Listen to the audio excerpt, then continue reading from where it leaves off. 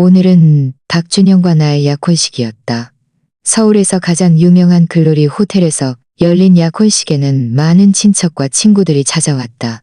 샴페인색 드레스를 입고 아버지의 팔짱을 낀 채 연회장 문으로 들어서자 박준영이 그곳에 서서 나를 기다리고 있었다.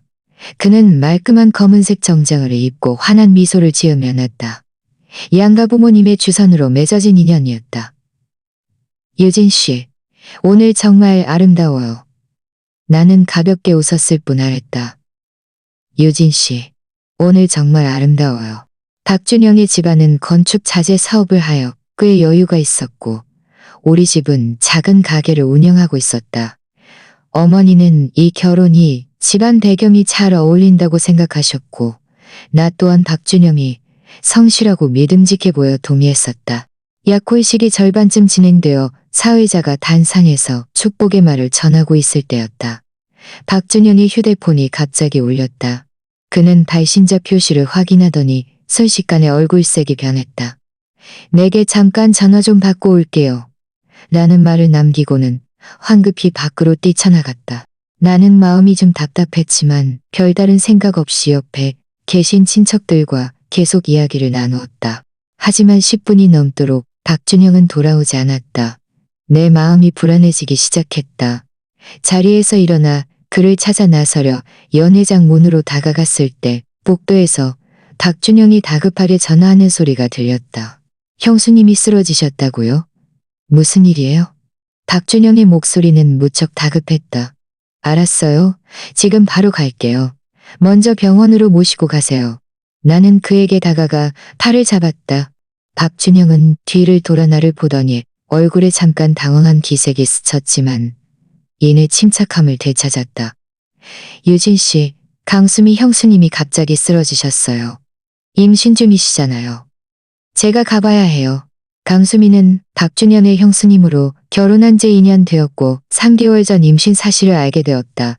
평소에는 건강해 보였는데 나는 미간을 찌푸리며 말했다. 그럼 형이 가셔야죠. 유진 씨는 여기 남아서 손님들 좀 부탁해요. 얌전히 기다려줘요. 일 처리하고 바로 돌아올게요. 나는 그의 팔을 꽉 붙잡고 목소리를 높였다. 박준영, 오늘은 우리 약혼식이에요. 이렇게 많은 친척과 친구들이 있는데 당신이 모든 사람 앞에서 나를 버려두고 형수님께 간다면 내가 어떻게 설명해야 하죠? 주위의 많은 하객들이 이미 우리 쪽의 소란을 알아채고 고개를 내밀어 이쪽을 보고 있었다. 박준영의 얼굴은 체면을 구긴 듯했고 그의 말투는 짜증으로 바뀌었다. 수미 형수님이 임신 중에 쓰러지셨는데 만에 하나라도 잘못되면 어쩌려고요? 약혼식이 뭐라고? 유진 씨가 좀 버티고 있어줘요. 난 꼭 가야 해요. 내가 철이 없다고요? 나는 분통이 터져 온몸이 떨렸다. 박준영, 정신 차려요. 오늘은 내가 당신의 약혼녀예요. 당신의 약혼식에서 당신이 나를 버려두고 다른 여자, 그것도 당신 형수님을 돌보러 간다면 다른 사람들이 나를 어떻게 보겠어요? 박준영은 나와 다툴 마음도 없어 보였다. 그는 휴대폰을 한 번 더 보더니 다시 재촉했다. 잔말 말고 먼저 갈게요. 말에 마침 그는 내 손을 뿌리치고 성큼성큼 아래층으로 뛰어내려갔다. 나는 그 자리에 서서 그의 뒷모습을 바라보았다. 눈물이 왈칵 쏟아져 내렸다. 그때 박준영의 사촌형인 박태준이 달려와 박준영에게 외쳤다. 준영아, 기다려. 나도 같이 갈게. 박준영에게 외쳤다. 준영아, 기다려. 박준영은 기다려보지 않고 손을 흔들었다. 주위에 수군거리는 소리가 흔들었다. 곧 아래층에서 자동차 시동 소리가 들려 스님들 좀 부탁해. 마치 수많은 바늘이 내 심장을 찌르는 것 같았다. 박준영, 너무 심한 거 아니야? 약혼식에 약혼녀를 버려두고 가다니. 그러게 말이야. 아무리 그래도 약혼식인데 이렇게 많은 친척과 친구들이 보고 있는데 저건 너무 심했지. 저 아가씨가 얼마나 난감하겠어. 듣자 하니 형수님이 임신 중이라던데 혹시 그 안에 뭔가 수상한 점이 있는 거 아니야? 그렇다고 단정하긴 어렵지. 평소에도 박준영이 형수님이 어렵지. 부모님도 내게로 오셨다. 어머니는 내 손을 잡고 안타깝게 말씀하셨다. 유진아, 대체 이게 어떻게 된 일이니? 박준영이 어떻게 이럴 수가 있니? 아버지는 얼굴이 새파랗게 질려 화가 나 말도 못하고 박준영의 부모님 앞으로 곧장 걸어갔다. 박사돈, 이보시오. 당신 아들이 대체 무슨 뜻이오? 내 딸을 여기 두고 혼자 떠나다니. 박준영의 어머니는 어색한 미소를 지으며 말했다. 이해하고요? 임사돈, 화내지 마세요. 수미가 임신 중에 쓰러져서 상황이 특수해요. 준영이도 어쩔 수 없었 상황이 특수해요. 나는 차가운 비웃음을 흘리며 박준영의 어머니 앞으로 다가갔다. 어머님, 만약 어머님 딸이 약혼식에서 약혼자에게 버려진다면 어머님은 이해하실 수 있으세요? 박준영은 떠나기 전에 저에게 그저 얌전히 기다리라고만 했어요. 그는 제 감정을 생각해 봤을까요? 오늘 이 자리가 저에게 얼마나 중요한지 생각해 봤을까요? 박준영의 부모님은 내 질문에 아무 말도 못하고 그저 어색하게 웃을 뿐이었다. 주위 하객들의 시선은 동정심과 조롱, 그리고 구경거리를 찾는 눈빛으로 가득했다. 나는 오늘 이 약혼식으로 인해 완전히 웃음거리가 되었다는 것을 알았다. 하지만 울고 싶지도, 소란을 피우고 싶지도 않았다. 울어봤자 아무 문제도 해결되지 않을 것이고 그저 다른 사람들이 나를 더욱 하찮게 볼 뿐이었다. 나는 심호흡을 하며 마음속의 억울함과 분노를 억눌렀다. 나는 심호흡을 하며 마음속의 억울함과 분노를 억눌렀다. 마음속에는 이미 하나의 결론이 내려져 있었다. 이 결혼이 이렇게 중요한 날에 나를 버려둘 수 있다면. 내 목소리는 차분했지만 조금도 흔들림 없는 단호함이 배어 있었다. 아버님, 어머님, 분명히 말씀드립니다. 이 결혼 하지 않겠습니다. 이 말이 나오자마자 연회장 전체는 순간 조용해졌다. 모든 사람의 시선이 내게로 집중되었다. 놀라움과 의아함, 그리고 구경거리를 찾는 눈빛들이 뒤섞였다. 박준영의 아버님은 마침내 참지 못하고 입을 열었다. 얼굴은 금방이라도 빗물을 쏟아낼 듯 어두웠다. 유진 씨, 그게 무슨 말인가? 약혼식이 절반이나 진행되었는데 안 하겠다고 하면 안 하는 건가? 여기 있는 친척과 친구들을 뭘로 아는 건가? 제가 아버님들을 뭘로 생각하는지는 중요하지 않습니다. 중요한 건 박준영이 저를 뭘로 생각했느냐는 것이죠. 나는 그의 눈을 똑바로 쳐다보며 또박또박 말했다. 오늘은 우리 약혼식입니다. 오늘은 우리 약혼식입니다. 그가 모든 사람 앞에서 저를 버려두고 다른 여자를 돌보러 갔다는 것은 그의 마음속에 제가 전혀 중요하지 않다는 뜻입니다. 그런 남자와는 겨룰 것입니다. 나는 뒤돌아 어머니에게 고개를 저으며 나지막이 말했다. 엄마, 저 충동적인 거 아니에요. 충분히 생각했어요. 박준영의 어머니는 또다시 변명하기 시작했다. 유진아, 화내지 마. 준영이가 정말 상황이 특수해서 그래. 수미가 임신 중인데 만약 잘못되기라도 하면 우리 바깥 집안이 형에게 어떻게 설명하겠니? 준영이 같아 집안이 형에게 어떻게 설명하겠니? 응? 준영이가 돌아오면 사죄하게 할게. 응? 그는 떠날 때 그저 저에게 얌전히 기다리라고만 했어요. 변변한 설명 한마디도 없었고 제 감정은 아예 고려하지도 않았습니다. 그런 남자 필요 없어요. 말을 마친 나는 부모님을 돌아보았다. 엄마, 아빠, 가요. 이 약혼식은 더 이상 진행할 필요 없어요. 아버지는 고개를 끄덕였다. 얼굴은 여전히 좋지 않았지만 그의 눈빛에는 지지가 가득했다. 그래, 가자. 우리 유진이는 더 좋은 사람을 만날 자격이 있어. 그런 사람 필요 없어. 어머니는 여전히 망설이는 기색이었지만 더 이상 물러설 수 없다는 것을 알았다. 계속 미적거리다가는 더욱 난감해질 뿐이었다. 어머니는 고개를 끄덕이며 나와 아버지를 따라 연회장 밖으로 걸어나갔다. 사회자 옆을 지나갈 때 나는 걸음을 멈추고 그에게 말했다. 죄송하지만 여러분께 오늘 약혼식은 취소되었다고 말씀해 주세요. 불편을 드려 죄송합니다. 라고 외치는 소리가 들렸다. 말걸음도 멈추지 않았다.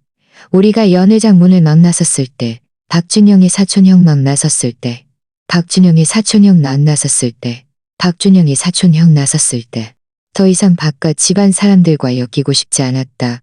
1분 1초도 더 머무는 것이 고통스러웠다.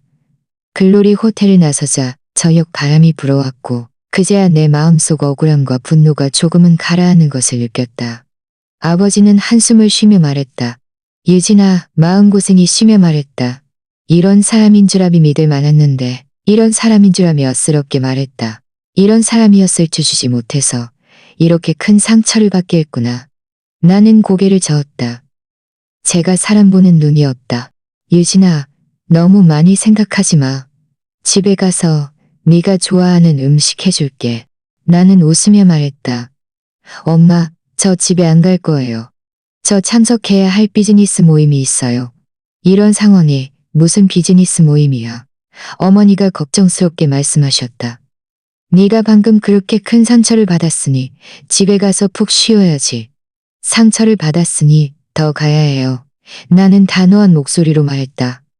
다른 사람들이 제가 박준영에게 버려졌다고 좌절했다고 생각하게 할 수는 없어요.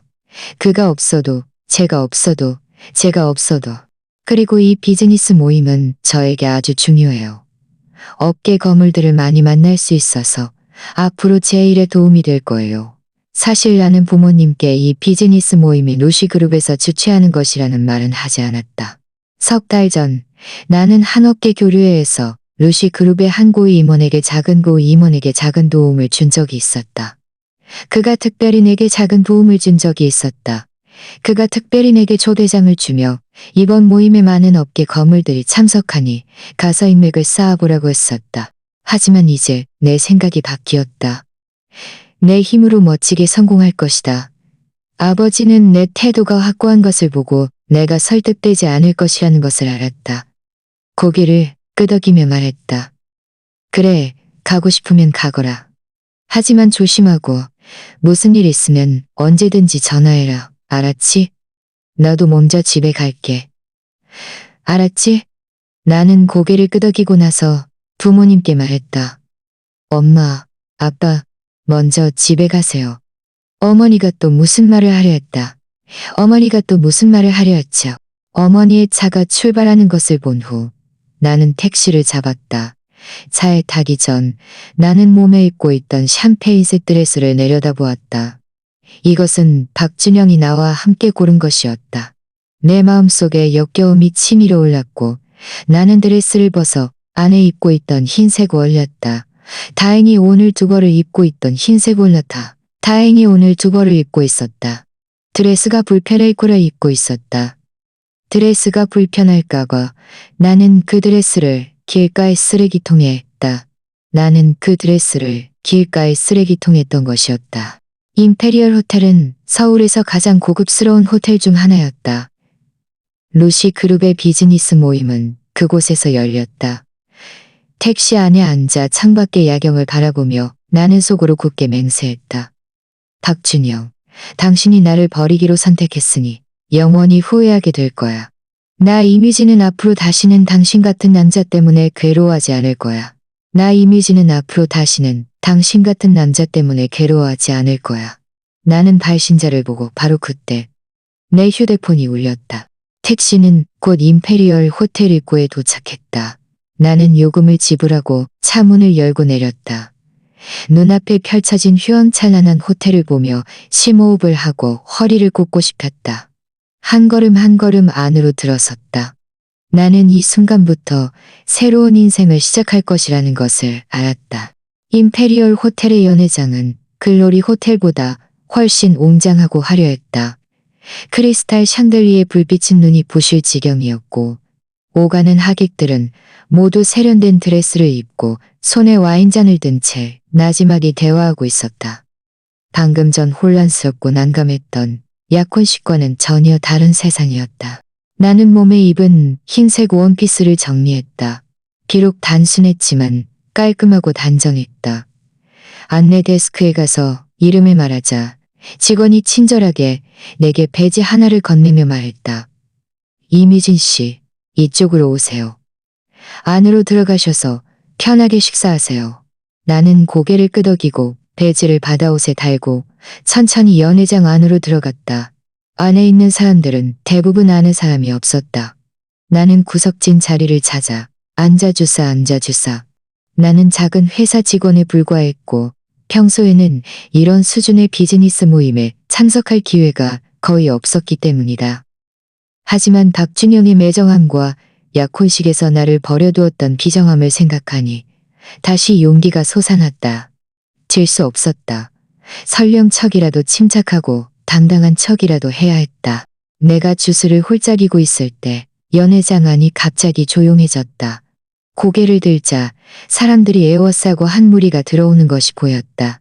그 남자는 회색 수제 정장을 입고 있었는데 키가 크고 훤칠했으며 이목구비가 뚜렷했다.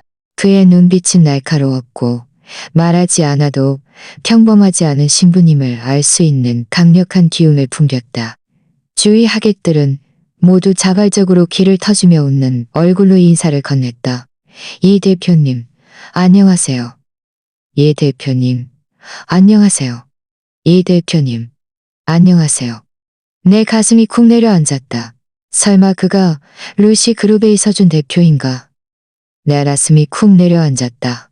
나는 원래 루시 그룹의 이서준 대표인가?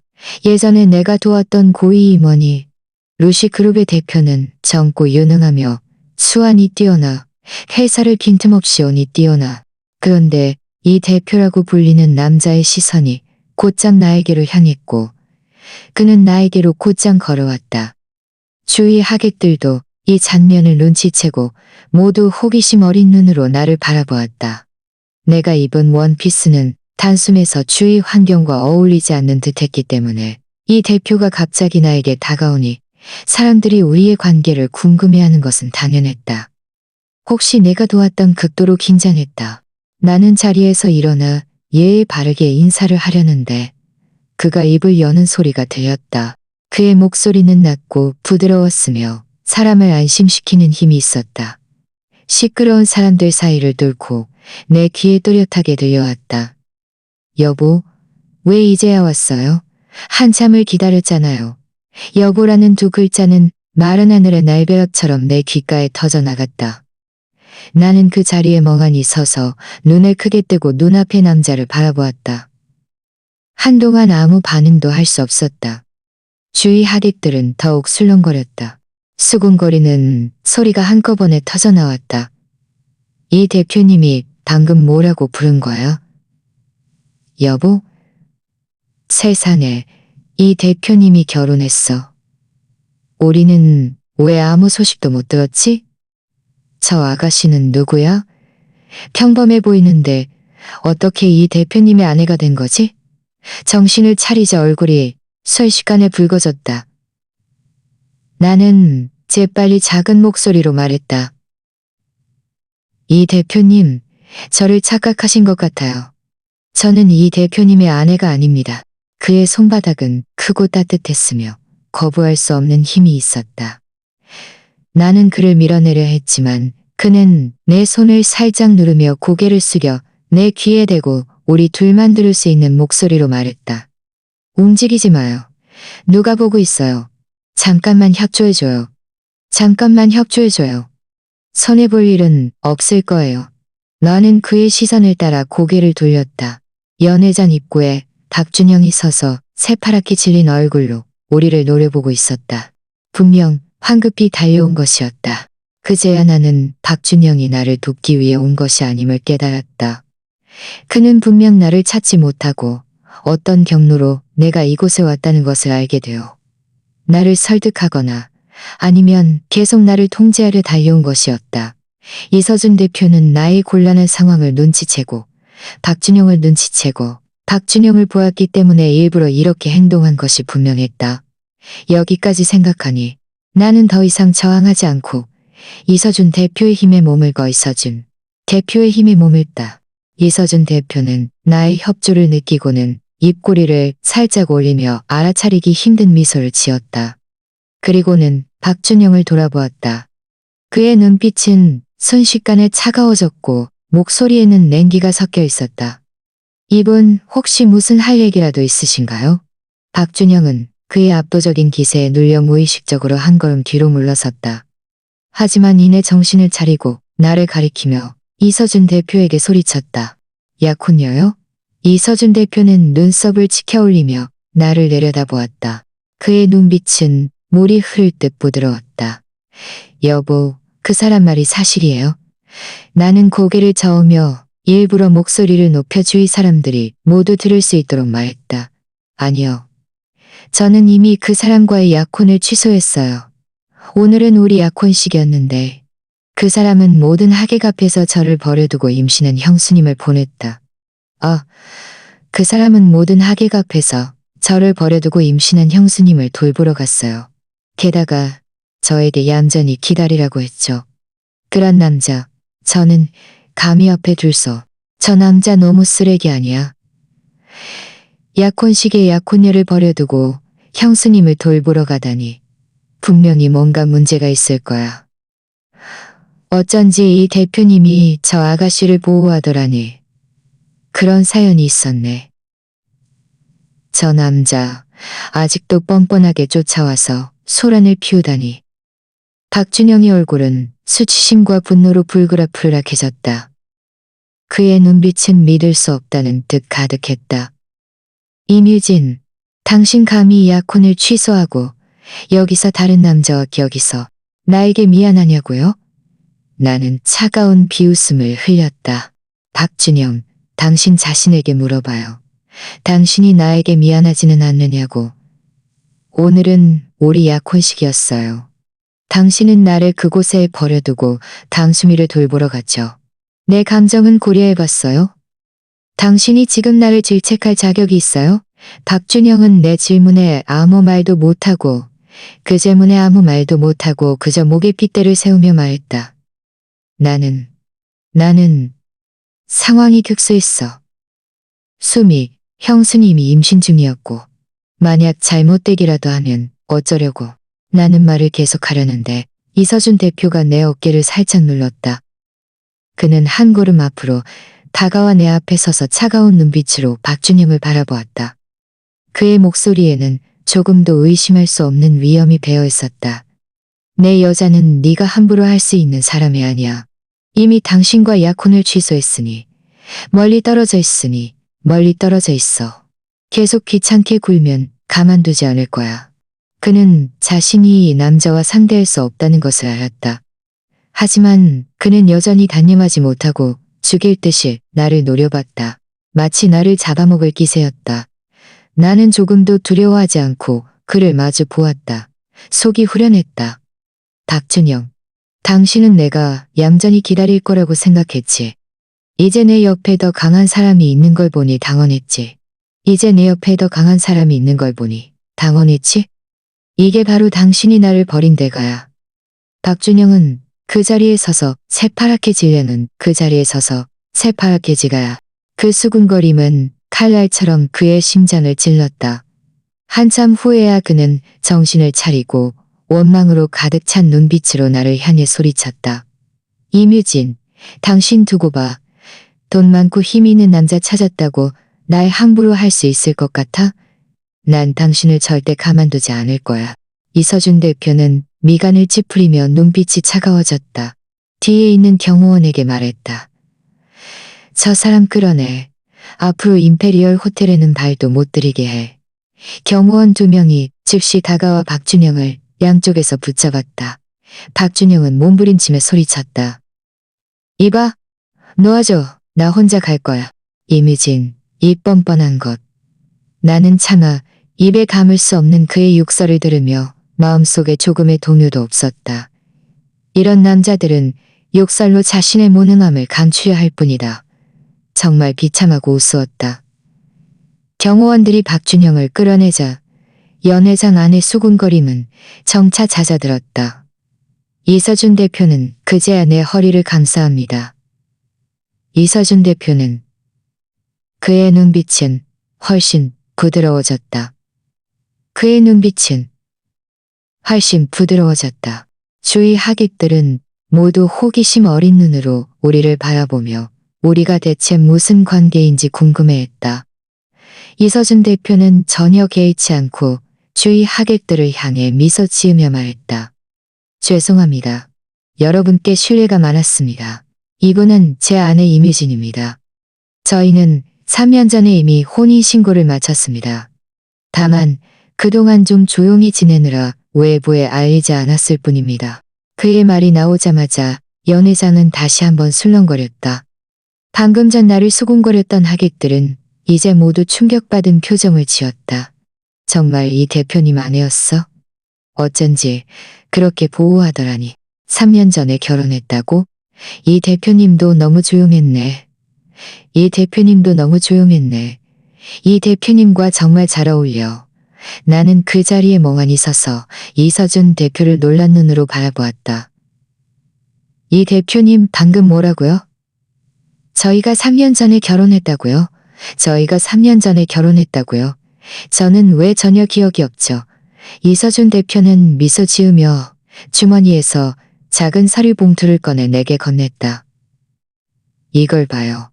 사진 속 나는 단순한 흰색 티셔츠를 입고 포니테일 머리를 했으며 옅은 미소를 짓고 있었다. 그는 지금보다 조금 마른 파란색 셔츠를 입고 있었지만 눈빛은 여전히 깊고 진중했다. 나는 결혼 증명서의 정보를 보며 머릿속이 텅 비었다. 나는 얘가 언제 그와 혼인신고를 했다는 거지? 내가 언제 그와 혼인신고를 했다는 거지? 나는 왜 아무것도 기억하지 못하는 걸까? 이서준 대표는 나의 의아함을 알아챈 듯 나지막이 말했다. 3년 전 나는 대학을 졸업하고 취업에 번번이 좌절하며 기분이 매우 좋지 않았다. 어느 날 중앙병원 앞에서 다친 남자를 만났다. 그는 온몸에 상처를 입고 바닥에 쓰러져 있었고 옆에는 서류 가방이 놓여 있었다. 그때 주위에는 많은 사람이 구경하고 있었지만 아무도 감히 나서서 돕지 않았다. 나는 순간 마음이 약해져서 그에게 다가가 부축해 일으키고 구급차를 불러주었다. 게다가 치료비까지 대신 지불했다. 그는 이서준이라는 이름이며 나중에 꼭 보답하겠다고 했다. 나는 그때 그가 그저 불쌍하다고 생각했을 뿐 그에게 보답을 바란 적은 없었다. 나중에 그가 퇴원할 때 내 신분증을 달라고 했다. 사용증을 써주겠다고 해서 나는 별다른 생각 없이 신분증을 건네주었다. 설마 그때? 나는 고개를 들어 이서준 대표를 놀란 눈으로 바라보며 말했다. 당신이 3년 전 그 다친 남자였어요. 이서준 대표는 고개를 끄덕였다. 그의 눈빛에는 감사함이 가득했다. 네, 저입니다. 3년 전 당신이 도움을 주지 않았다면 저는 아마 벌써 병원 앞에서 죽었을지도 모릅니다. 그때 저는 아무것도 없었고 당신에게 해줄 수 있는 유일한 약속은 평생 당신을 보살피는 것이었습니다. 그런 식으로 당신과를 한 것이 정말 미안하지만 그때는 당신이 저를 거절할까봐 두려워 그런 극단적인 방법을 쓸 수밖에 없었습니다. 지난 3년간 저는 계속 당신을 찾아다녔습니다. 3년 전 내가 무심코 도왔던 사람이 루시 그룹의 대표였고 그가 그 일 때문에 나와 혼인신고를 했다니. 주위 하객들은 우리의 대화를 듣고는 그제야 모든 것을 이해한다는 표정을 지었다. 우리 사이에 이런 인연이 있었구나. 어쩐지 이 대표님이 그렇게 보호하더라니. 바로 그때 익숙한 목소리가 들려왔다. 유진아, 여기 있었구나. 한참을 찾았잖아. 뒤를 돌아보니 박준영의 사촌형 박태준이었다. 박태준은 내 앞으로 다가왔다. 내 옆에 있는 이서준 대표를 보고 잠시 멍하니 있다가 내게 말했다. 유진아, 나랑 같이 돌아가자. 숙부님, 숙모님 모두 너를 걱정하고 계셔. 준영이도 자기 잘못을 알아. 그저 너무 충동적이어서 하지 말아야 할 말을 했을 뿐이야. 지금 밖에서 너를 기다리고 있어. 너에게 사과하고 싶대. 나는 차가운 비웃음을 흘렸다. 사과? 필요 없어요. 필요 없어요. 저는 이미 박준영과의 약혼을 취소했어요. 우리 사이에는 더 이상 아무 관계도 없어요. 그에게 더 이상 아무 관계도 없어요. 오늘 일은 그저 수미 형수님이 임신 중이었으니까 준영이가 모른 척할 수 없었던 것뿐이야. 이번 한 번만 용서해주면 안 될까? 오해라고요. 나는 박태준을 보며 말했다. 박태준 씨, 제가 정말 모를 거라고 생각해요? 박태준 씨, 제가 정말 모를 거라고 생각해요? 박준영과 강수미는 단순한 형수님과 시동생 사이가 아니었어요. 석 달 전, 저는 박준영의 차 아니었어요. 저는 박준영의 자것이 아닌 목걸이를 발견했어요. 그 목걸이를 나중에 강수미의 발견했어요. 그때는 스스로를 속이며 제가 너무 예민하게 생각한다고 여겼죠. 오늘 그가 약혼식에서 저를 버려둘 때까지도요. 그제야 저는 그 둘이 이미 오래전부터 내연 관계였다는 것을 완전히 깨달았어요. 내 말이 나오자 박태준의 얼굴색은 순식간에 변했다. 그는 내가 이렇게 많은 것을 알고 있을 줄은 생각지도 못했다. 이서준 대표도 미간을 찌푸리며 차가운 눈빛으로 박태준을 바라보았다. 보아하니 당신네 박다 집안이 정말 깨끗하지 못하구나. 충고하는데 어서 여기서 떠나. 내가 직접 쫓아내기 전에.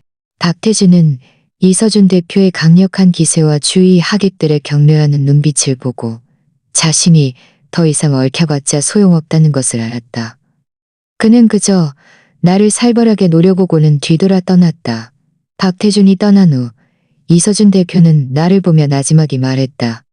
미안해요. 불쾌한 기억을 떠올리게 해서 사실 3년 전에 당신에게 남자친구가 있다는 것을 알고 있었어요. 당신의 삶을 방해하고 있었어요. 나는 그의 진심 어린 눈빛을 보며 마음속에 감동이 일었다.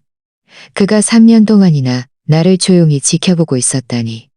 나는 나지막이 말했다. 이 대표님, 하지만 우리 사이의 결혼은 너무 황당하지 않나요? 황당하지 않나요? 황당하지 않아요? 이서준 대표는 내 말을 끊으며 단호한 눈빛으로 말했다.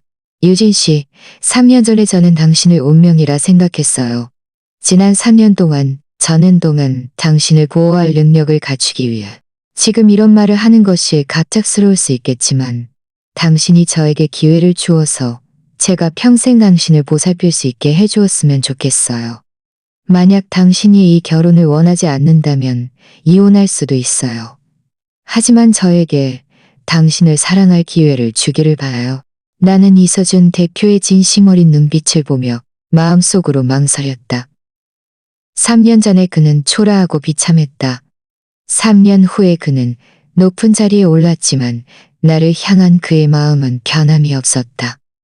이런 남자는 정말 드물었다. 내가 망설이고 있을 때 내 휴대폰이 울렸다. 휴대폰을 꺼내보니 어머니에게서 온 전화였다.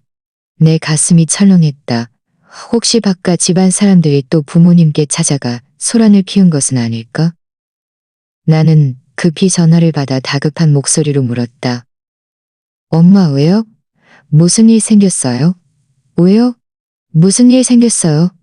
전화 저편에서 어머니의 울먹이는 목소리가 들려왔다. 유진아, 빨리 돌아와. 바깥 집안 사람들이 우리 가게로 와서 난리가 났어. 가게를 부수겠다고까지 해. 누가 알겠니? 어머니는 울면서 말했다. 박준영의 아버지가 여러 명을 데리고 우리 가게 문을 막고 네가 자기들 집안 명예를 망쳤다고 친척과 친구들 앞에서 고개를 들 수 없게 만들었다고 말해. 게다가 네가 박준영에게 사과하고 다시 합치지 않으면 우리 집을 가만두지 않겠다고 해. 아빠가 그들에게 따지다고 해. 아빠가 그들에게 따지다가 밀쳐져서 넘어질 뻔했어. 아버지가 밀쳐졌다는 말에 나는 분통이 터졌다는 말에 나는 분통이 터져 온몸이 떨렸다. 이서준 대표는 나의 심상치 않다는 것을 눈치채고 나지막이 물었다. 무슨 일이에요? 혹시 집에 무슨 일 생겼어요? 나는 고개를 끄덕이며 겨우 눈물을 참았다. 바깥 집안 사람들이 우리 가게로 와서 소란을 피우고 부모님을 괴롭히고 있어요.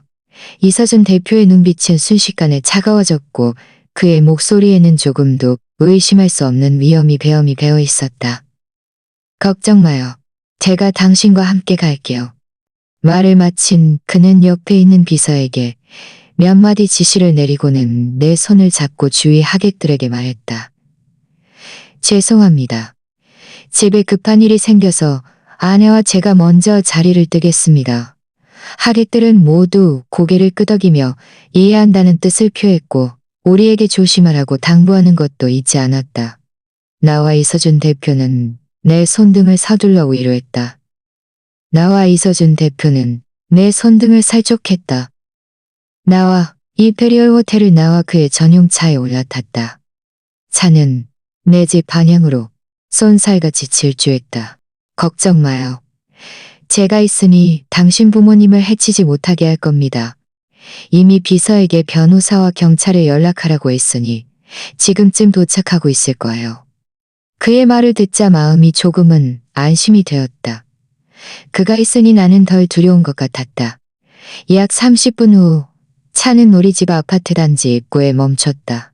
옆에는 덩치 큰 남자 몇 명이 우리 집 건물 아래에 많은 사람이 모여 있는 것을 보았다. 박준영의 어머니는 우리 집 모여 있는 한눈에 봐도 그들이 불러온 용역들이었다. 아버지는 문 앞에 서서 새파랗게 질린 얼굴로 그들과 대치하고 있었고 어머니는 아버지 뒤에 숨어 계속 눈물을 훔치고 있었다. 당신네 바깥 집안은 너무 말도 안 돼. 분명 당신 아들 박준영이 약혼식에서 내 딸을 버려두고 갔는데 이제는 우리 가게로 와서 소란을 피우다니. 아버지는 화가 나서 목소리까지 떨리고 있었다. 내 아들이 임신한 형수님을 돌보러 간 것이 친절한 행동이었는데 당신 딸은 밖에서 울란하게 행동하며 딴 남자를 찾아 내 아들과 약혼까지 취소해서 우리 바깥 집안의 체면이 말이 아니게 되었다. 오늘 당신네는 우리에게 해명해야 한다. 그렇지 않으면 우리 가게를 부수고 이 동네에서 고개도 못 들게 할 것이다. 무슨 헛소리예요. 나는 더 이상 참지 못하고 차에서 뛰쳐나가 소리쳤다. 박준영이 먼저 저에게 잘못했어요. 그는 약혼식에서 저를 버려두고 이미 내연 관계에 있던 형수님을 돌보러 갔어요. 게다가 저에게 얌전히 기다리라고 했죠. 제가 약혼을 취소한 건 제가 사람 보는 눈이 없었던 거예요. 당신들이 아직도 뻔뻔하게 우리 가게로 와서 소란을 피우다니. 박준영의 어머니는 나를 보더니 눈을 부릅뜨고 나를 가리키며 말했다. 이 뻔뻔한 것, 아직도 돌아올 낯짝이 있어? 돈 있는 남자 찾았다고 제멋대로 행동해도 되었다고 생각하는 거야. 내가 말하는데 이 동네에서 당신이 함부로 날 때릴 자리는데. 그의 눈빛은 차가웠다. 입 조심해. 한 번만 더 그를 욕하면 가만두지 않을 거야. 박준영의 어머니는 손목이 너무 아파서 이를 악물었다. 당신 누구야? 놓아줘. 우리 바깥 집안일은 당신과 상관없어. 나와 상관없다고요? 이서준 대표는 차가운 비웃음을 흘렸다. 그의 일은 곧 내 아내입니다. 그의 일은 목숨이 2개라도 되는 줄 아는 모양이가. 그의 일은 곧 내 아내의 집으로 와서 소란을 피우고 그의 부모님을 괴롭히고 그의 부모님을 괴우고. 그제야 박진영의 아버지는 이서준 대표를 알아보고 위아래로 훑어보았다. 불쾌한 듯 말했다. 당신이 그딴 남자군. 경고하는데 쓸데없는 참견하지 마. 이건 우리 두 집안의 사적인 일이야. 감히 끼어들면 당신도 가만두지 않을 거야. 그래요? 이서준 대표는 휴대폰을 꺼내 번호를 누르고 전화에 대고 말했다. 김 부장님. 바깥 집안의 모든 협력 사업과 회사은행 계좌를 즉시 동결시키고 바깥 회사은행 계좌를 즉시 동결 사업과. 전화를 끄는 이서준 대표는 박준영의 어머니를 보며 차가운 목소리로 말했다. 내가 당신네를 가만두지 않는지 아니면 내가 당신네 바까 집안을 완전히 파산시키는지 한번 두고 봅시다. 박준영의 어머니는 그 자리에 멍하니 서 있었다. 분명 그의 말을 대수롭지 않게 여겼을 것이다. 박준영이 않게 여겼을 것이다. 분명 그의 말이 끝나기 무섭게 그이었다. 박준영이 흘렸다. 그는 휴대폰을 꺼내보니 회사 재무팀에서 온 전화였다. 그는 전화를 받아 짜증스럽게 말했다. 무슨 일이야? 나 지금 밖에서 일 처리 중이야. 전화 저편에서 재무팀의 다급한 목소리가 들려왔다. 사장님, 큰일 났습니다. 우리 회사 모든 은행 계좌가 동결되었습니다.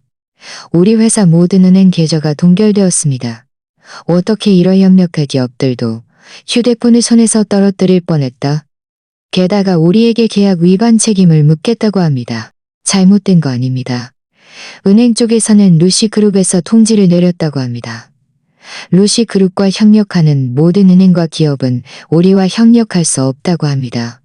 재무팀의 목소리는 다급했다. 루시그룹.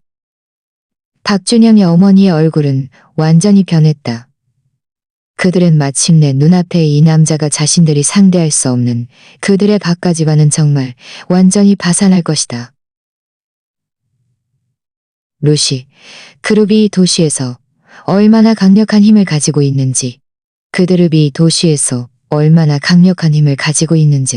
바로 그때 경찰차와 변호사 차량도 도착했다. 경찰과 변호사는 차에서 내려 이서준 대표 앞으로 다가와 공손하게 말했다. 이 대표님. 이서준 대표는 고개를 끄덕이고 박준영의 어머니와 그들이 데려온 덩치들을 가리키며 말했다. 이들이 명예훼손과 모욕죄를 저지르고 폭력까지 행사하였고 울면서 말했다. 저희가 잘못했어요. 경찰은 즉시 다가가 박준영의 어머니와 그 덩치들을 모두 제압했다. 나는 그들의 비참한 모습을 보며 마음속에 조금의 동정도 없었다. 이 모든 것은 그들이 자초한 일이었다. 처음에 나를 괴롭힐 때는 오늘 같은 날이 올 거라고는 생각하지 못했을 것이다. 이서준 대표는 부모님 앞으로 다가와 공손하게 말했다. 아버님, 어머님, 죄송합니다. 어머님, 우리는 정말 어떻게 해야 할 테니. 구속 조치는 제가 변호사를 통해 잘 처리할 테니 다시는 그들이 두 분을 괴롭히지 못하게 할 겁니다. 어머니도 내 손을 잡고 안쓰럽게 말했다. 유진아, 괜찮니? 엄마는 정말 심장이 멎는 줄 알았어. 괜찮아요. 나는 고개를 저었다. 이서준 대표를 보며 마음속에 감사함이 가득했다. 그가 아니었다면 오늘 나와 부모님은 바깥 집안 사람들에게 얼마나 심하게 괴롭힘을 당했을지 모른다. 집에 돌아오자 어머니는 우리에게 무릎힘을 당했을지 모른다. 주위 이웃들도 모두 흩어졌다. 이서준 대표는 비서에게 남아 후속 조처를. 아버지는 이서준 대표를 보며 잠시 망설이다가 말했다. 이 대표, 오늘 우리를 도와줘서 고맙소. 당신이 좋은 사람이라는 것은 알지만 당신과 유진이 일은. 엄마, 아빠, 제가 두 분께 분명히 설명해 드릴게요. 나는 아버지의 말을 끊고 나와 이서준 대표의 삼면에 드릴게요. 그리고 오늘 비즈니스 모임에서 있었던 일을 모두 말씀드렸다. 부모님은 내 이야기를 듣고 놀란 표정을 지으셨다. 하지만 결혼은 중대한 일인데 그런 식으로 유진이와 혼인신고를 한 것은 너무 성급했던 것 아니냐고요? 이서준 대표는 고개를 끄덕이며 말했다. 어머님, 제가 잘못했습니다. 그때는 유진 씨를 잃을까봐 너무 두려워서 그런 극단적인 방법을 쓸 수밖에 없었습니다. 저는 두 분께서 저에게 기회를 주셔서 제가 평생 유진 씨를 보살피고 그에게 어떤 상처도 주지 않으며 저의 잘못을 만회할 수 있는 기회를 주셨으면 좋겠습니다. 나는 이서준 대표의 진심 어린 눈빛을 보고 또 부모님의 걱정스러운 표정을 보며 마음속으로 하나의 결정을 내렸다. 나는 심호흡을 하고 이서준 대표를 보며 말했다. 이서준 씨, 기회를 드릴 수 있어요. 하지만 우리는 친구부터 시작해서 천천히 서로를 알아갔으면 좋겠어요. 그 결혼 증명서는 좋겠어요. 그 결혼 증명서는 제가 받아들일 시간이 필요해요. 그의 목소리에는 내 말을 듣자 눈이 순식간에 밝아졌고 그의 목소리에는 부모님은 우리 둘을 보며 서로를 보며 미소 지었고 얼굴에 걱정도 많이 줄어들었다. 아버지는 고개를 끄덕이며 말했다. 이 대표, 유진이가 이미 결정을 내렸으니 우리 부모는 딸의 선택을 존중할 겁니다. 앞으로 유진이에게 잘해주시길 바라오. 걱정 마십시오, 아버님. 반드시 그렇게 하겠습니다. 이서준 대표는 진지하게 말했다. 바로 그때 내 휴대폰이 울렸다. 나는 잠시 망설이다가 전해 올렸다. 무슨 일이신가요? 나는 의아하게 물었다. 저는 사설탐정입니다. 남자가 말했다. 사흘 전 당신이 박준영과 당수미의 관계 그리고 당수미의 임신 진실에 대해 조사해달라고 의뢰하셨죠. 이제 결과를 알아냈습니다. 보고 드리려고 합니다. 나는 마음속으로 기뻐하며 서둘러 말했다. 좋아요. 어디 계세요? 장소를 정해서 만나요. 전화를 끊은 나는 이서준 대표와 부모님께 말씀드리고 나갈 준비를 했다. 이서준 대표는 걱정스러운 대표는 우리는 사설 탐정이 말한 주소대로 한적한 카페로 갔다. 자리에 앉은 지 얼마 되지 않아 검은색 외투를 입은 남자가 다가와 우리 맞은편에 앉았다. 남자는 가방에서 서류 봉투를 꺼내 내게 건네며 말했다. 이미진 씨, 이게 제가 알아낸 모든 자료입니다. 안에는 사진, 녹음 파일, 그리고 강수미 씨의 임신 진단서가 이리고 강수미의 다진들로 가득했다. 아내는 서류 봉투를 받아 열어보았다. 안에는 박준영과 강수미의 다정 한 장이다. 이 사진들은 그들 사이의 내연 관계를 확실하게 증명했다. 나는 계속 넘겨보다가 강수미의 임신 진단서를 보았다. 진단서에는 강수미가 임신한 것이 확실하다고 나와 있었다. 하지만 임신 기간은 3개월이 아니라 4개월 이상이었다. 내 가슴이 철렁했다. 4개월 전 나와 박준영은 아직 함께였다. 그때 그는 이미 강수미와 내연 관계를 맺고 있었던 것이다. 이미진 씨, 강수미 씨의 임신 기간은 4개월 이상이고 게다가 저는 그녀가 임신 전에 김도윤이라는 남자와 자주 왕래했다는 것도 알아냈습니다. 이 김도윤은 도박장 사장입니다. 강수미 씨는 예전에 그에게 큰 도박빚을 졌습니다. 김도윤? 도박장 사장. 나는 논란에 말했다. 당신 말은 강수미 씨의 뱃속의 아이가. 그는 녹음기를 꺼내 재생 버튼을 눌렀다. 강신영 씨의 아이가 아닐 수도 있다는 건가요? 즉시 강수미와 김도윤의 대화가 흘러나왔다. 강수미의 목소리, 도윤 오빠, 나 임신했어. 어떻게 해야 해? 김도윤의 목소리, 임신했다고? 내 아이야? 강수미의 목소리, 당연히 오빠 아이죠. 하지만 저는 이 아이를 박준영의 아이라고 말할 생각이에요. 박준영 그 바보는 분명 믿을 거야. 제가 그와 결혼해서 박가 집안의 재산을 받으면 오빠에게 빚진 도박빚을 갚을게요. 도윤 오빠 안심하세요. 녹음이 끝나자 나는 분통이 터져 온몸이 떨렸다. 강수미의 임신은 치밀하게 계획된 함정이었던 것이다. 그녀는 박준영과 내연 관계를 맺었을 뿐만 아니라 다른 남자의 아이를 임신한 채 결혼 사기로 재산을 가로채려 했다. 박준영 그 바보는 완전히 속아 넘어갔으면서 그녀를 위해 약혼식에서 나를 버려두다니. 이서준 대표는 내 손등을 살짝 토닥이며 위로했다. 화내지 마요. 이제 증거가 다 나왔으니 우리가 박가 집안 사람들에게 진실을 알려서 그들도 속임당한 기분을 맛보게 하자고요.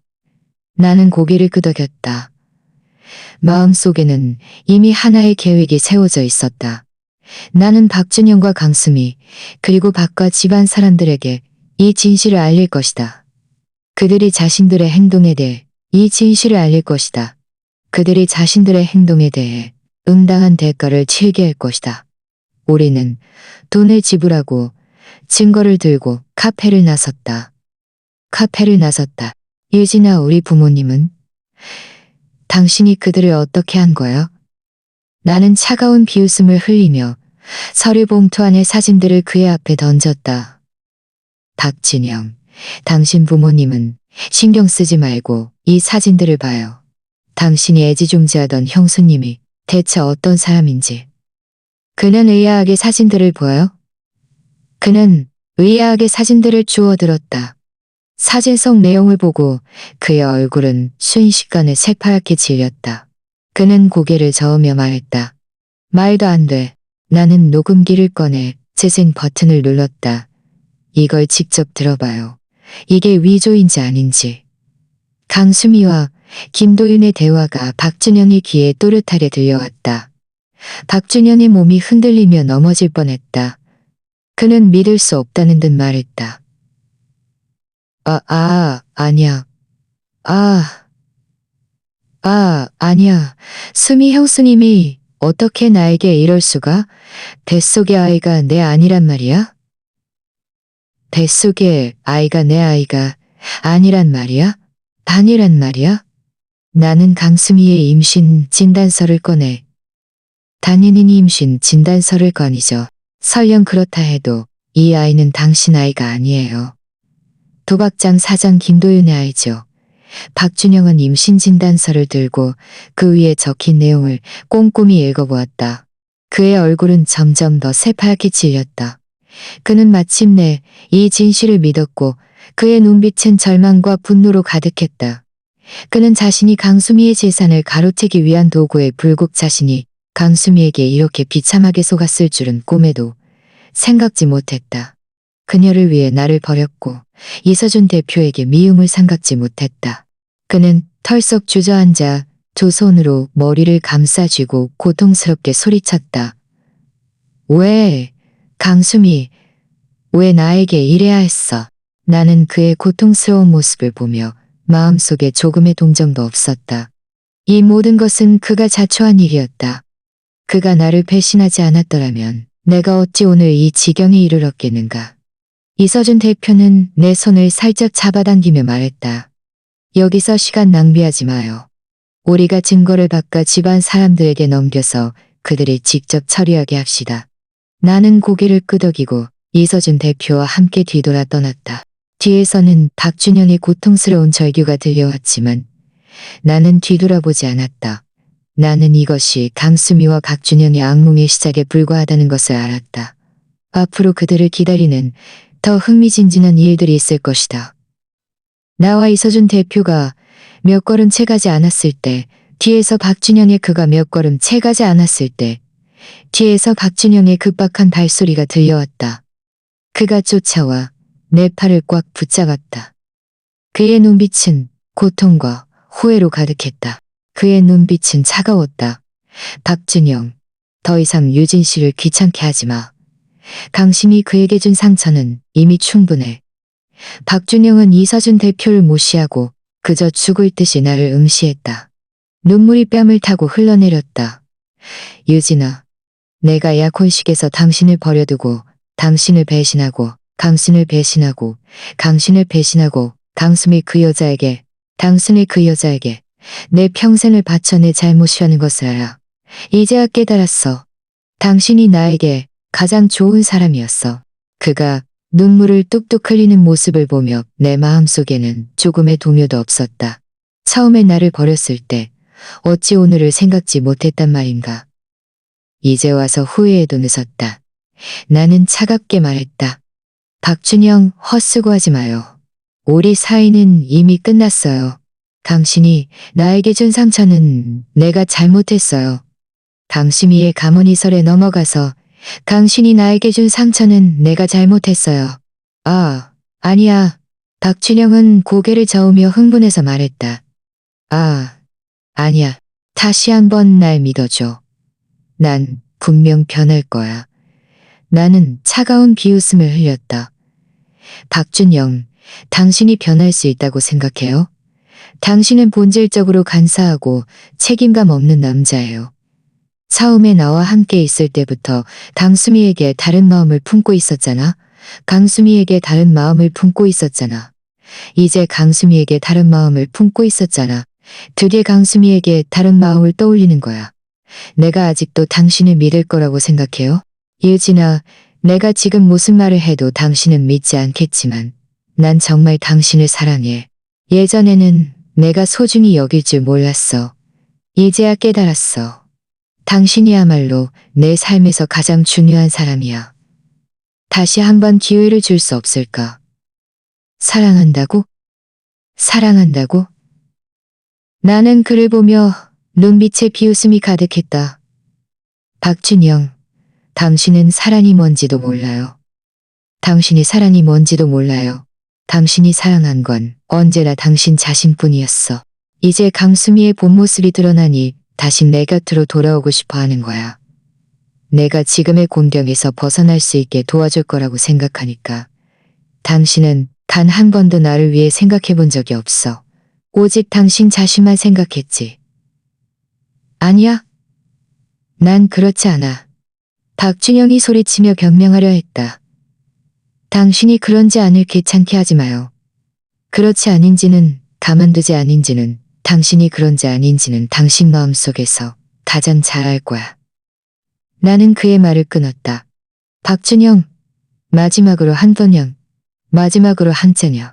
말을 마친 나는 이서준 대표의 손을 잡고 뒤돌아 걸어갔다. 박준영은 쫓아오려 했지만 이서준 대표의 경호원에게 제지당했다. 경호원은 차갑게 말했다. 박준영 씨, 자중하십시오. 박준영은 우리가 점점 멀어지는 뒷모습을 보며 절망적으로 주저앉아 소리내어 울기 시작했다. 주위 행인들은 그를 손가락질하며 수군거렸다. 그가 그토록 자랑스러워하던 자존심은 이 순간 산산조각 났다. 나와 이서준 대표는 차에 올라 그곳을 떠났다. 이서준 대표는 나를 보며 나지막이 말했다. 그 사람 때문에 기분 상하지 마요. 나는 고개를 저으며 말했다. 기분 상한 건 아니에요. 그저 그가 너무 비참하다고 생각할 뿐이죠. 이서준 대표는 고개를 끄덕이며 말했다. 이제 경찰서로 가서 증거를 경찰에게 넘겨 강수미와 김도윤의 일을 처리하게 합시다. 또한 이미 비서에게 박준영의 형에게 연락해서 강수미의 형에게 연락해서 강수미에 말렸습니다. 머지않아 박가지반은 완전히 난장판이 될 겁니다. 이서준 씨, 그동안 정말 고마웠어요. 차는 곧 경찰서에 도착했다. 우리는 증거를 경찰에게 넘겼고 경찰은 즉시 수사에 착수하겠다고 밝혔다. 경찰서에서 나온 후 이서준 대표는 비서에게서 전화를 받았다. 전화를 끊은 이서준 대표는 내게 말했다. 박준영의 형이 이미 돌아와서 박가집안 사람들과 강수미의 일을 어떻게 처리할지 논의하고 있다고 했다고 합니다. 강수미는 지금 박가집안 사람들에게 제지당했고 김도윤도 경찰들에게 제지당했고 강수미는 박준영을 속여 재산을 가로채려다가 결국 자신이 뿌리 나게 씨앗을 거두었다. 박준영은 간사하게 나를 배신하고 결국 명예는 실추되고 가정이 풍비박산나는 비참한 결말을 맞이했다. 바깥 집안 사람들은 권력을 믿고 우리 가게로 와서 소란을 피우다가 결국 강수미의 일로 혼란에 빠졌다. 이후 며칠 동안 바깥 집안의 일은 서울에서 소문이 자자했다. 모든 사람들이 바깥 집안의 큰며느리가 다른 남자의 아이를 임신한 채 박준영을 속여 바깥 집안의 재산을 가로채려 했다는 것을 알게 되었다. 박준영은 강수미와 내연 관계를 맺어 약혼식에서 약혼녀를 버려두었다가 결국 강수미에게 완전히 속아 넘어갔다. 바깥 집안은 이 일로 명예는 땅에 떨어졌고 회사 또한 이서준 대표의 압박으로 파산 위기에 처했다. 어느 날 김지훈에게서 전화가 왔다. 박준영이 나를 찾아 사방을 헤매고 다닌다고 했다. 심지어 우리 가게로 와서 가게 문 앞에 무릎을 꿇고 내가 돌아오기를 기다리겠다고 말했다고. 이서준 대표는 이 사실을 알고는 매우 화를 내며 사람을 시켜 박준영을 쫓아내겠다고 했다. 나는 그를 말렸다. 괜찮아요. 그냥 놔두세요. 그가 무릎 꿇다가 지치면 알아서 갈 거예요. 저는 이제 그 사람 일 때문에 마음 쓰고 싶지 않아요. 제 삶을 잘 살고 싶을 뿐이에요. 제 삶을 잘 살고 싶을 뿐이에요. 제 삶을 잘 살고 싶을 뿐이에요. 제 살곤이에요. 잘 살고 싶을 뿐이에요. 그 유진 씨 뜻대로 할게요. 유진 씨가 행복하면 그걸로 됐어요. 나중에 듣자 하니 그는 이 일로 정신적으로 큰 충격을 받아 정신이 오락가락하게 되었다고 한다. 강수미는 사기죄로 징역 3년을 선고받았고 김도윤은 도박장 운영 및 꼬리대금업을 운영한 죄로 징역 5년을 선고받았다. 바깥 집안의 회사는 결국 파산했다. 바깥 집안의 회사는 결국 파산했다. 박준영의 어머니도 이 일로 하룻밤 사이에 머리가 하얗게 새어버렸고 많이 늙어버렸다. 나를 상처 주었던 사람들은 모두 혹독한 대가를 치렀고 나 또한 마침내 과거를 완전히 잊고 이서준 대표와 함께 새로운 삶을 시작할 수 있게 되었다. 그날 밤 이서준 대표는 나를 아주 로맨틱한 레스토랑으로 데려가 저녁 식사를 했다. 식사를 하던 중 그가 갑자기 작은 상자를 꺼내 내게 건네며 말했다. 유진 씨, 이건 내가 당신에게 주는 선물이에요. 나는 의아하게 상자를 열었다. 안에는 아주 예쁜 목걸이가 들어있었다. 목걸이 펜던트는 작은 별 모양이었다. 이서준 대표는 나를 보며 부드러운 눈빛으로 말했다.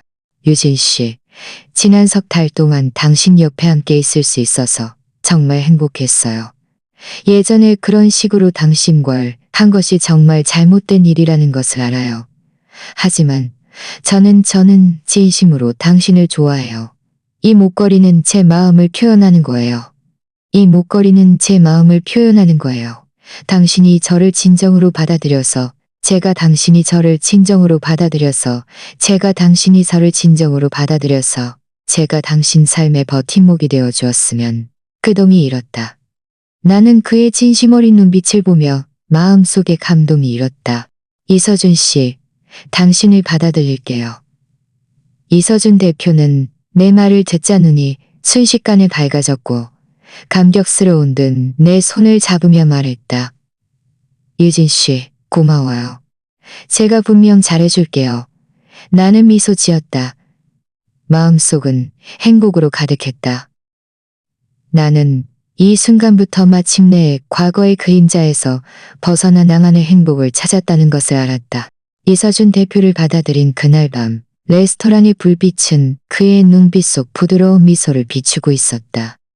내 마음은 평온함으로 가득했다.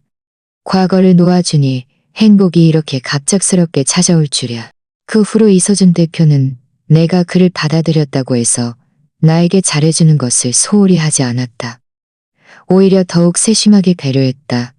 그는 나의 모든 취향을 기억했고 아침에는 직접 나를 회사까지 데려다 주었다. 저녁에는 아무리 바빠도 시간을 내어 나를 퇴근시켜 주었다. 주말에는 나를 퇴근시켜 주었다. 주말에는 나를 데리고 부모님 댁에 찾아가 아버지와 바둑을 두었고 부모님을 즐겁게 되었다. 부모님도 이서준 대표를 대했다. 나는 부모님이 진심으로 나를 기뻐하신다는 것을 알았다. 어느 날 이서준 대표가 갑자기 내게 말했다. 유진 씨, 우리 다시 결혼식을 올릴까요? 3년 전에는 당신에게 제대로 된 결혼식을 해주지 못했어요. 이번에는 모든 사람에게 당신이 내 아내라는 것을 알리고 싶어요. 나는 그의 진지한 눈빛을 보고 고개를 끄덕였다. 사실 결혼식은 나에게 그리 중요하지 않았다. 중요한 것은 그와 함께 있는 것이었다. 하지만 이것이 그의 진심이라는 것을 알았다. 하지만 이것이 그의 진심이라는 것을 알았다. 화려하고 사치스럽지 않았다. 초대된 사람들은 모두 우리의 친지와 친구들이었다.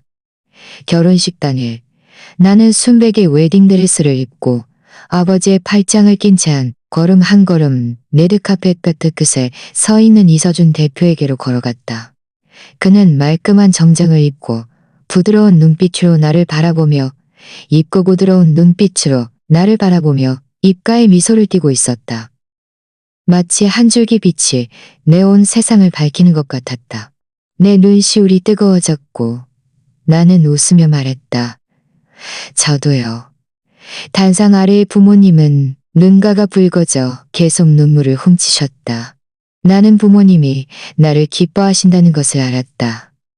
내가 마침내 평생을 함께할 사람을 찾았다는 것을 기뻐하신 것이다. 결혼식이 끝난 후 이서준 대표는 나를 몰디브로 신혼여행을 데려갔다. 그곳의 바닷물은 푸르고 모래사장은 부드러웠다. 우리는 함께 일출을 보고 일몰을 보고 해변을 거닐었다. 그는 내게 자신의 과거 이야기를 많이 해주었다. 3년 전 경쟁업체의 음모에 휘말린 자세한 이야기, 그리고 지난 3년 동안 어떻게 다시 일어서고 나를 찾아다녔는지까지. 나는 그의 어깨에 기대어 조용히 들었다. 그 또한 지난 3년간 쉽지 않은 시간을 보냈다는 것을 알았다. 하지만 다행히 우리는 결국 서로를 찾아냈다. 신혼여행은 결국 서로를 찾아냈다. 신혼여행을 마치고 돌아와 우리는 이서준 대표가 미리 준비해둔 집으로 이사했다. 마당이 있는 빌라였다. 마당이 있는 빌라였다. 나는 마당의 해바라기를 보며 마음이 따뜻해졌다. 그가 있으니 내 미래는 분명 햇살로 가득할 것이다. 나중에 나는 원래 다니던 회사를 그만두고 이서준 대표의 지원으로 나만의 디자인 스튜디오를 열었다. 이서준 대표는 자주 내게 조언을 해주었지만 내 결정에 간섭하는 일은 없었다.